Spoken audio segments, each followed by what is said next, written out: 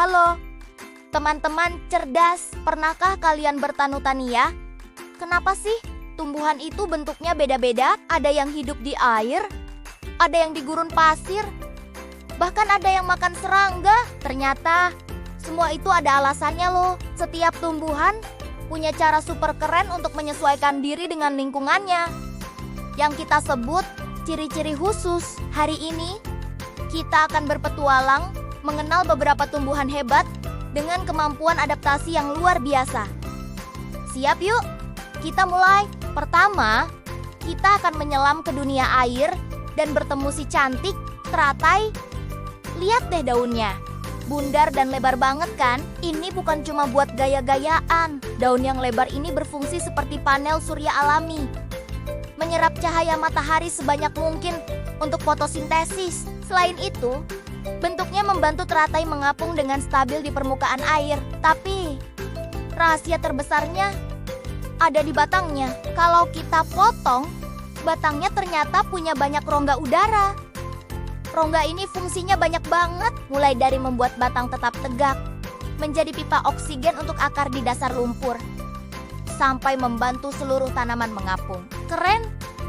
Ya, selain unik, ternyata bagian-bagian teratai seperti akar dan bijinya bisa dimakan dan dijadikan obat tradisional di beberapa negara. Sekarang, kita masuk ke dalam hutan lebat untuk bertemu tumbuhan raksasa yang misterius, Rafflesia. Bunga ini terkenal banget karena ukurannya yang super besar.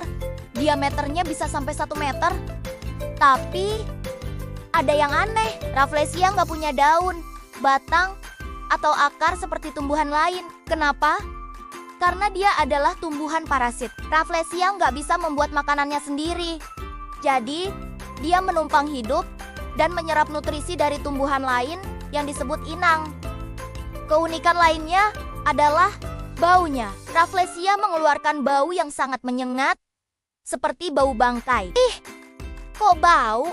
Nah, bau inilah senjata rahasianya. Bau busuk ini mengundang lalat dan serangga lain untuk datang.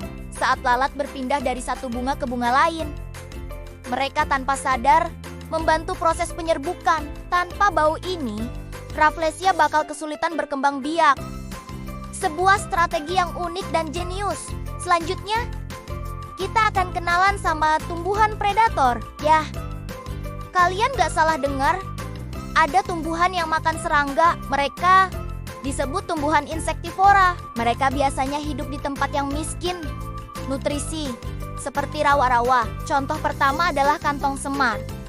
Lihat deh daunnya, bentuknya mirip piala atau kantong, lengkap dengan tutup di atasnya. Di dalam kantong ini ada cairan manis yang disebut nektar. Aromanya ini yang memancing serangga untuk mendekat. Ketika serangga hinggap di bibir kantong yang licin, ups, mereka langsung terpeleset dan jatuh ke dalam cairan di dasarnya. Begitu terjebak, tumbuhan ini akan mengeluarkan enzim khusus untuk mencerna serangga dan menyerap nutrisi penting seperti nitrogen. Cerdas banget kan, teman kantong semar?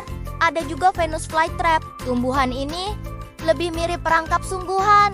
Daunnya punya engsel di tengah dan rambut-rambut halus yang sangat peka. Begitu ada serangga yang gak sengaja menyentuh rambut pemicu ini beberapa kali, hap, daunnya akan langsung menutup dengan cepat, menjebak serangga di dalamnya. Setelah itu, Venus flytrap akan mengeluarkan cairan pencernaan untuk menyerap semua nutrisi dari serangga malang tersebut. Proses ini membantu mereka mendapatkan asupan nitrogen tambahan yang sulit didapat dari tanah tempat mereka tumbuh. Tumbuhan ini benar-benar pemburu yang sabar dan efisien. Dari rawa yang lembab, sekarang kita terbang ke tempat yang super panas dan kering, yaitu gurun pasir. Di sini ada jagoan bertahan hidup yang namanya kaktus. Bagaimana cara kaktus tetap hidup tanpa banyak air? Pertama, akarnya sangat panjang dan menyebar luas.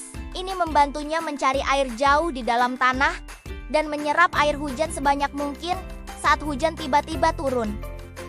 Kedua, lihat batangnya yang tebal dan menggembung. Batang ini adalah gudang air pribadi kaktus. Batangnya dilapisi kulit tebal untuk mengurangi penguapan. Nah, Yang paling unik adalah daunnya. Daun kaktus berubah bentuk menjadi duri-duri tajam. Fungsinya ada dua. Pertama untuk mengurangi penguapan air, dan kedua untuk melindungi diri dari hewan lapar yang mau memakannya. Dengan semua adaptasi ini, kaktus jadi juara bertahan di lingkungan paling ekstrem sekalipun. Nah, teman-teman, dari teratai yang mengapung anggun, Rafflesia yang misterius, kantong semar dan Venus yang predator, sampai kaktus yang tangguh, kita jadi tahu kalau setiap tumbuhan itu punya cara hebat untuk bertahan hidup. Mereka beradaptasi dengan lingkungannya. Dengan seri-seri khusus yang sangat unik, ini membuktikan betapa luar biasanya keanekaragaman makhluk hidup ciptaan Tuhan. Semoga setelah ini kalian jadi makin penasaran dan suka mengamati tumbuhan di sekitar kalian ya. Terima kasih sudah menonton. Jangan lupa untuk like, komen, dan subscribe supaya nggak ketinggalan petualangan seru kita selanjutnya. Sampai jumpa. Sampai jumpa.